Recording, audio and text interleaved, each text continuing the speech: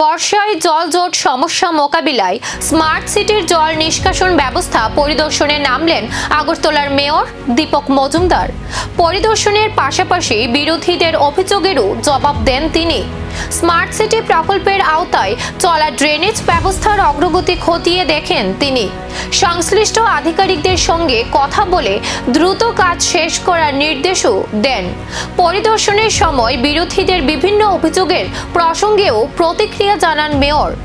তার দাবি, শহরের উন্নয়ন ও জল নিষ্কাশন ব্যবস্থাকে আরও কার্যকর করতে প্রশাসন ধারাবাহিকভাবে কাজ করে যাচ্ছে। এদিকে বর্ষার সময় সাধারণ মানুষের ভোগান্তি কমাতে দ্রুত প্রকল্পের কাজ সম্পূর্ণ করার দাবি উঠেছে বিভিন্ন মহল থেকে।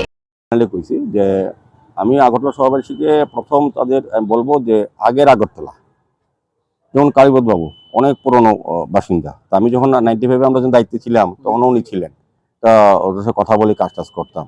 তা আলটিমেটলি ওনার যে অভিজ্ঞতা, আমি আগরতলা শহরে বলবো যারা প্রবীণ নাগরিক, বিশেষ করে আগরতলা 50 বছর ধরে বসবাস করতেন, তাদের কাছে আগের আগরতলা, অল্প বৃষ্টি হলে আগরতলা শহরে কি অবস্থা হতো, এখন বেশি বৃষ্টি হলে পরে আগরতলা কত পরিমাণ জল হয়, বৃষ্টি হয় এবং কত পরিমাণ জল হয় এবং কত দ্রুত নিষ্কাশনের ব্যবস্থা আমাদের এতটা ভালো হয়েছে যে কত আগে জলটা বেরিয়ে যায়। আগে 7-8 ঘন্টা জল থাকতো আগরতলা পানি কেন্দ্রে, যে জলগুলি এখন 40 মিনিট থেকে 1.25 ঘন্টা বা 1.5 ঘন্টা থাকে। গত বর্ষাতে একটু বেশিক্ষণ ছিল, বৃষ্টির পরিমাণও বেশি হয়েছিল।